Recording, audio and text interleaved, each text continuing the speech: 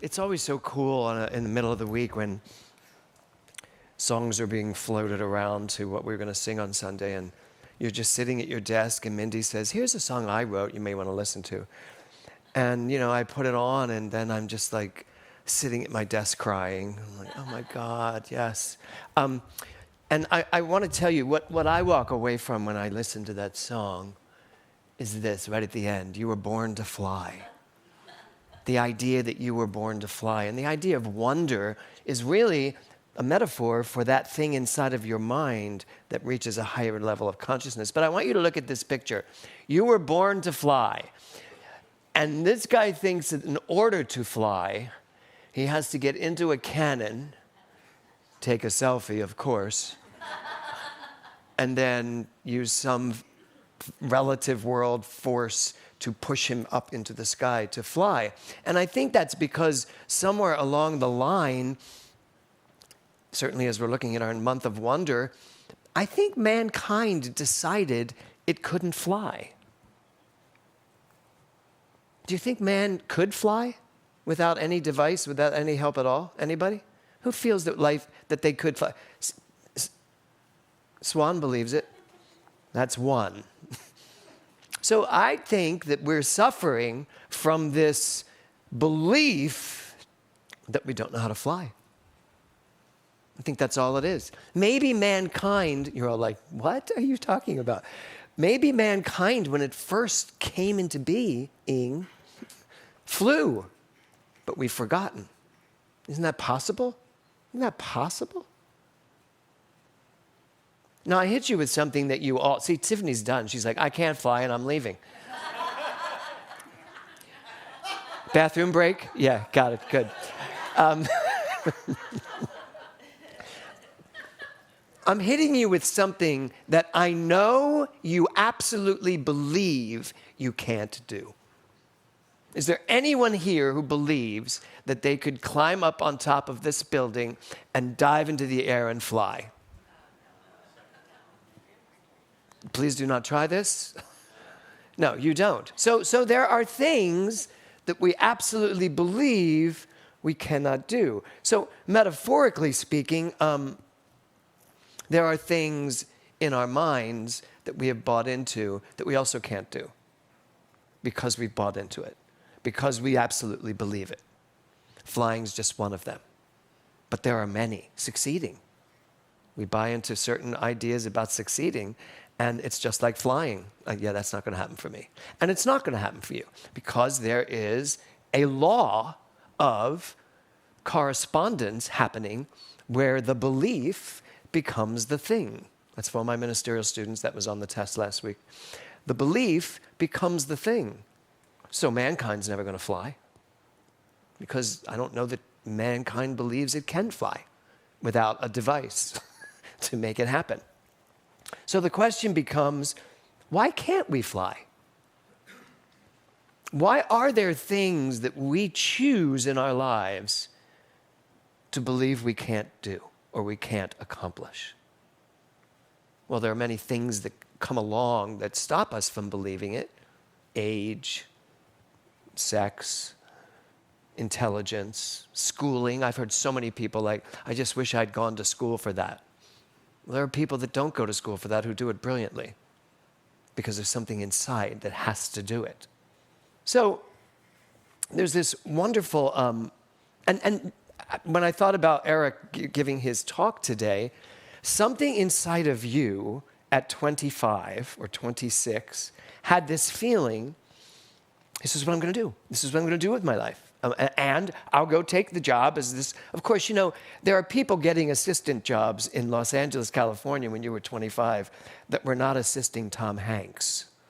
So right away, even your concept of, I'm going to go get an assisting job. I'm going to get a job. You got an amazing job, which takes you to the next step. And then the next step after that to where you're finally up on that screen winning your Emmy with your curlicue, right? So this is the teaching that we are in, this concept of how are we using our minds. So I want you to just think for a second. I want you to bring to mind a time in your life when you were flying high. Just think about it. Maybe when you won your Emmy, but just think about it. Got something, Joe? Okay, I want you to just, Glenda, you know what I'm asking? Yeah. Not when you were flying high on drugs. I'm talking about, you can bring that up too if you like. But sometime when you were just flying so high in consciousness, when you were so successful maybe, or so in love. Everybody remember when they were so in love, nothing else mattered? Like I am now.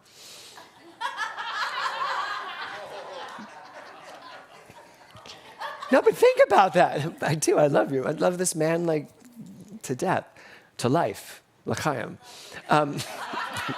But think about it. Sometime when you were flying, I have goosebumps all over my body just from, or it's freezing in here. Just from contemplating this concept, this idea. A time in my life when I flew. Do you remember those moments in your life where you just, right, Marilyn? Where you just flew. Now, maybe you didn't fly physically, but maybe you flew metaphorically or meteorically. But just that, so you got it? You got that time? Okay, so that is a level of consciousness and energy that you remember that is who you are. What happens, unfortunately, is we get in those moments when our lives are golden and everything's perfect, and maybe we're young and we're like winning an Emmy and we're like so excited. Oh my God, where is my life going to go from here? And then we end up letting our lives go from there based on what's going on around us. Even though you were with Helen Street at the time, we didn't necessarily glean it, really get it yet, really digest it yet, to really understand it. Wait, I'm here. I'm in this golden moment. I am flying high. And one of the moments I remember, not to bring up West Side Story again, but was the opening night of West Side Story after that horrific ordeal of going through rehearsals with Jerome Robbins and that really hard getting to opening night journey. I got to stand in the top of a convertible Rolls Royce with a tuxedo, with a big red cape, standing in the front seat, with Tony and Riff in the front seat, and they drove us all around Broadway just to let the world know that the Jets were back in town. I mean, you're 25 years old. I was 25. You're 25 years old, and you've taken Broadway by storm, you think, and you're just flying. There's an energy there. There's a consciousness there that is contagious, and your life just keeps going and going and going. But somewhere along the line, sometimes we let something get in there. We let something get in there and tell us, but this can also happen, and maybe this isn't really, you're not flying as high as you thought you were. So there's this wonderful, wonderful quote by Leonardo da Vinci, and it's this: "Once you have tasted flight, you will forever walk the earth with your eyes turned skyward. For there you have been, and there you will always long to return." I've never used this quote before, but it's a powerful quote. Every single person in this room, even you probably have this moment too. You have that moment where you saw it, you felt it, you tasted it, you touched it, you lived it, you realized you were it, and because you had it, it's always there. It's always there. And sometimes we get stuck in that place where we're trying to get back there.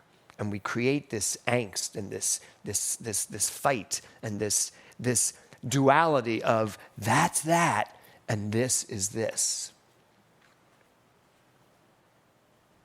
Once you have tasted flight, you will forever walk the earth with your eyes turned skyward. We are in a teaching that says to us, if you remember who you are, everything else unfolds perfectly. Period. Now, you have to believe it, because believing it is what activates it. So the second question I have for us today is, what keeps us from flying? What stops us from flying? What are the things that we allow into our lives that keep us in this trajectory of believing we can't do anything, and that there's anything we can't do is something wrong? So what is it? What's going on? Is it our age? Do we get to a certain age and believe we can't do as much anymore? How many people do fall prey to that? Well, in our world, a lot of people fall prey to, well, wait a minute, I'm now 68 years old. I shouldn't try to do all of this. I think I shared this last week about I told somebody, tell everybody, when I had a shoulder problem and I went into the doctor, his first thing to me was like, why are you lifting weights as though you were in your 30s? And my answer was, because I can. And he says, well, your shoulder doesn't think it can. And then I really had to think about that. My shoulder's feeling much better now, and I have not stopped lifting the weights he told me to stop lifting. If you're listening, sorry, but I just said no. Because if I start saying yes to those things that I can't do what I used to do as a young boy, as a young man, I'm going to stop doing them. Now, I am not saying that our bodies don't age.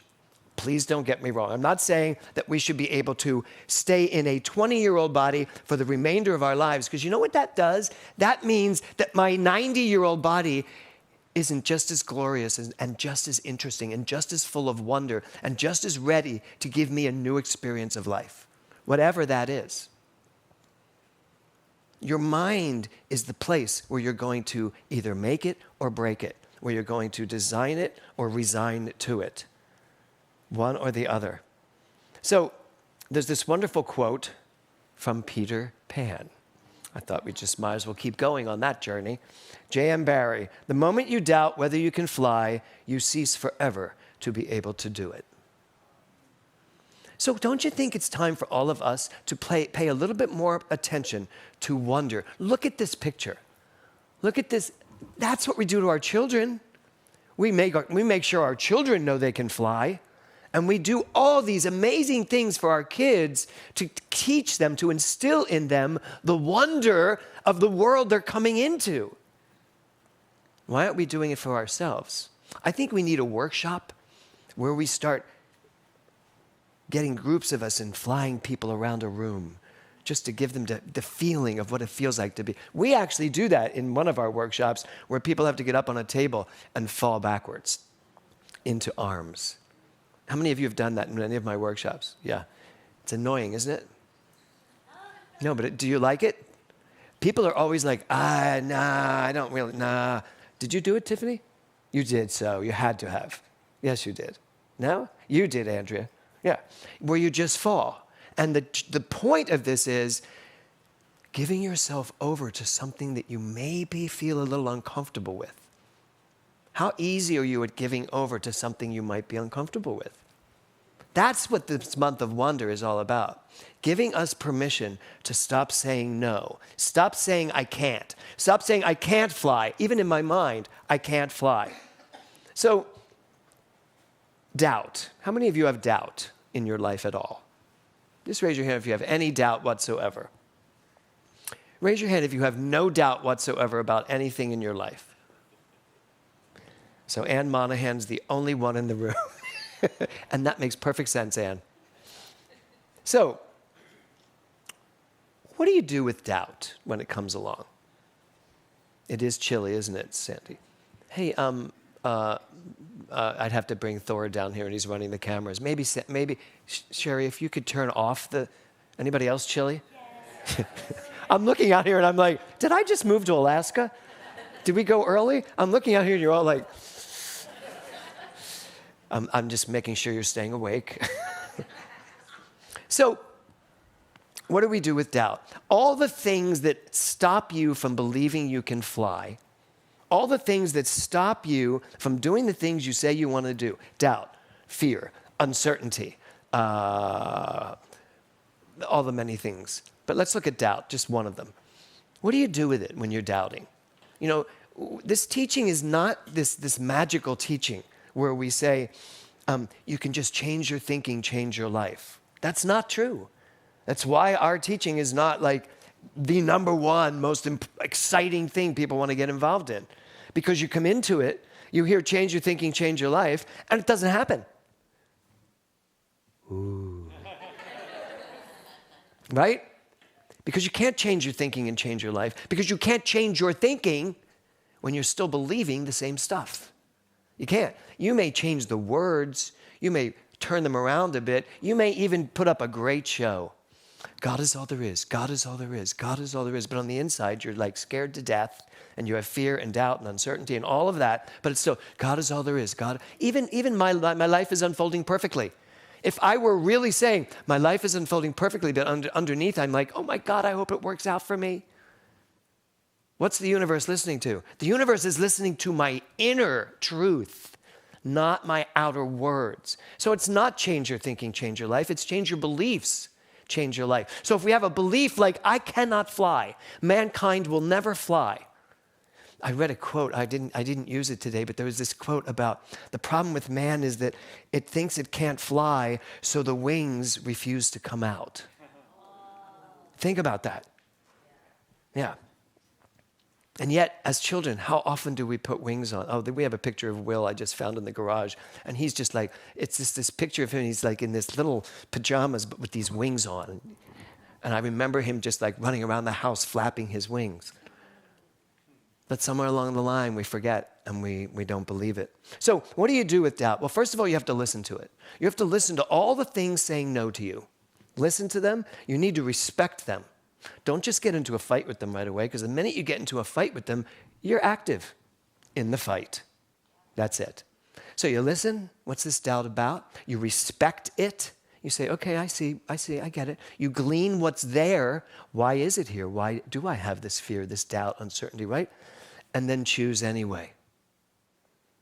Listen, pay attention, what's here and no here, and then understand it's just a feeling and emotion based on some belief, but you have a deeper belief, and so you choose anyway.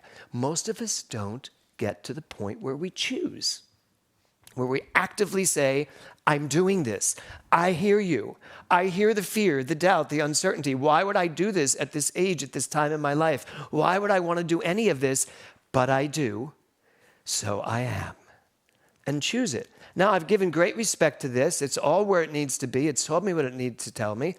But what's coming through stronger? That thing inside of you. Tara Brock, how many people are in the Wednesday night class right now? Yeah, there are almost 60 people in Wednesday night's class, and from all over the place. And this book, Radical Acceptance, it really is turning my head around in terms of this science and what it can do, what this science can do. So here's what she said. She says, we spend our time and energy defending our life rather than living it fully. Well, just think about that. We spend all this time and energy trying to make sense out of our lives, trying to make sense out of our fears and our doubts and our jobs and our relationships, trying to make sense out of all of this, when all we really need to do is live. Answer simple questions like, does this make me happy? Okay, then I'm going to do it. Does this make me sad? Then maybe I don't want to do it. Is this going to fulfill me? Great. Is this going to like deplenish me? Then don't deplenish me. You all knew what I meant. Okay, so this quote by Mahatma Gandhi, there are only 2 days in a year that we cannot do anything, yesterday and tomorrow. Isn't that a great quote? 2 days in the year that we cannot do anything, and yet we spend so much of our time in yesterday and so much of our time worrying about tomorrow, when in fact we could just sit. Yesterday on this stage, how many people were here yesterday at the Celebration of Life? Okay. There were 20 musicians on this stage. It was a full string orchestra playing in honor of Hans for his celebration of life. And I sat right where Eric is with Kevin holding his hand, just watching this congregation and the people. There were about 100 people in the room celebrating this man's life. And it was interesting to go back and look at the moments in his life and the pictures that show who we are.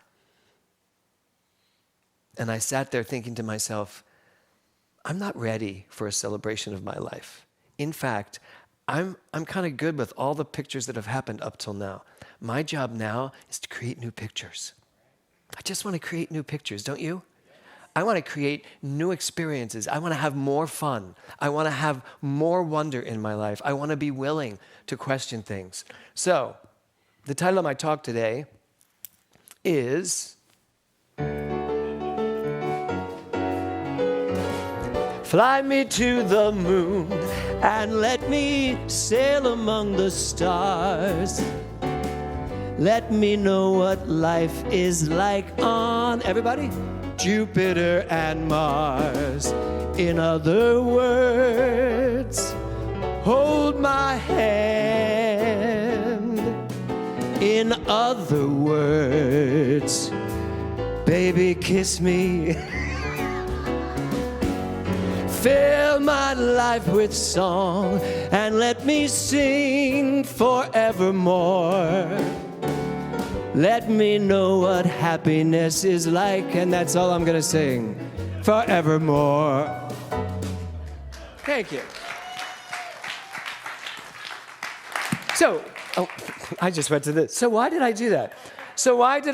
And thank you guys for staying up here to do that. I hit Robbie with that, like right before meditation. I said, could you sing this today? Play this today? Yes. So why did I do that? Fly me to the moon and let me play among the stars. Let me see what spring is like in Jupiter and Mars. In other words, take my hand. In other words, and really not to Eric Bork, kiss me. I want that relationship with that thing inside of me that is bubbling up saying, James, take me to the moon. Take me somewhere else. I've seen what you've done in 68 years. It's lovely. There's more. There's something more exciting. Go somewhere else. Do something else. Sing, dance, tap dance, get back on a tightrope. Maybe not. Do all the things that you want to do. And one of the things I want to do eventually is hire a huge brass band and sing Frank Sinatra songs. And just sing, and I'll probably do some soft shoe and dancing. I used to create a cabaret act like every year when I was in my 20s. I just would create a cabaret act. I did one based on Barry Manilow. It was interesting.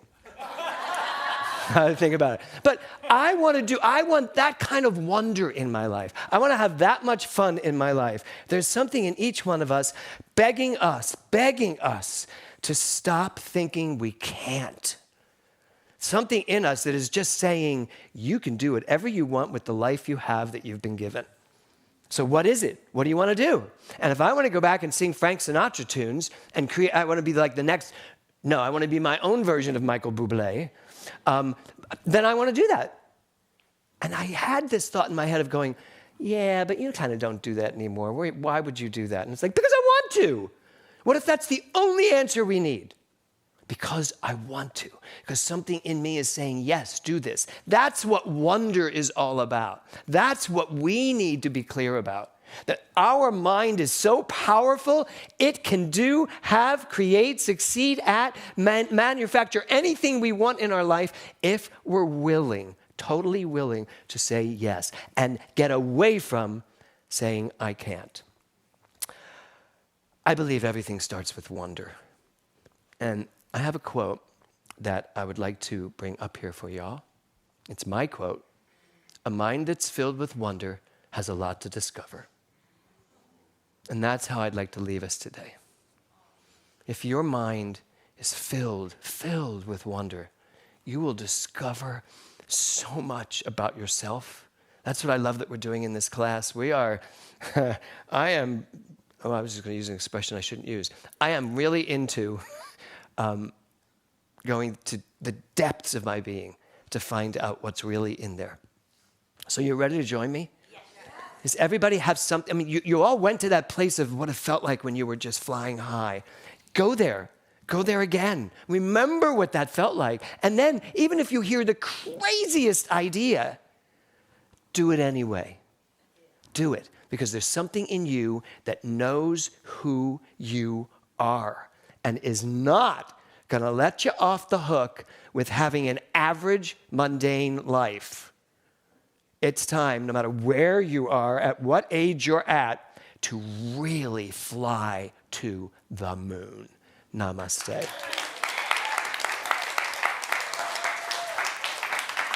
Thank you. Thank you. Thank you.